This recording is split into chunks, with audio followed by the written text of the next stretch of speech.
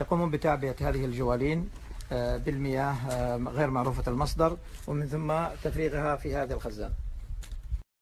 الآن برصد لكم جهود رجال الدوريات الأمنية في هذا المصنع المصغر لتزييف المياه. هذا الشخص الآن بيقوم بعملية التعبئة. حتى أثناء الدخول إلى الاستراحة تم القبض على 4 أشخاص من إحدى الجاليات العربية يقومون بدور التعبئة وكذلك وضع الملصقات، ومن ثم يتم إحضار هذه الجوالين من إحدى المواقع الغير معروفة، ومن ثم تعبئة المياه فيها وبيعها عن طريق هذه السيارات. طبعا هذه الجوالين يتم إحضارها لتعبئة تلك المياه، ومن ثم وضع الملصقات عليها وتعبئة. الخطوة الثالثة وضعها في البلاستيك. الخطوة الثانية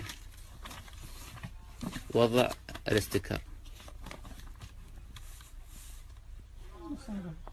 يستخدمون هذا الموقع، بعدين على القماش هذا تنزل الموية عشان تذكر الموية كأنها زمزم، بعدين يتم التعبئة هنا. الشخص هذا هو اللي كان يعبي. الآن بتجارب من البداية إلى النهاية بتشاهدونها الآن عبر السناب الأمني. لا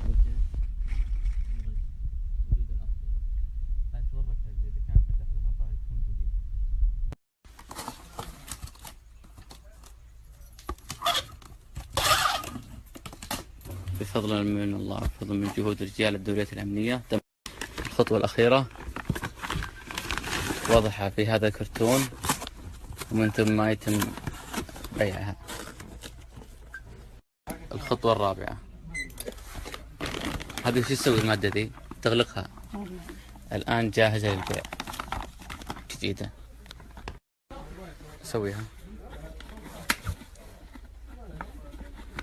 فتحة العبوة كأنها جديدة.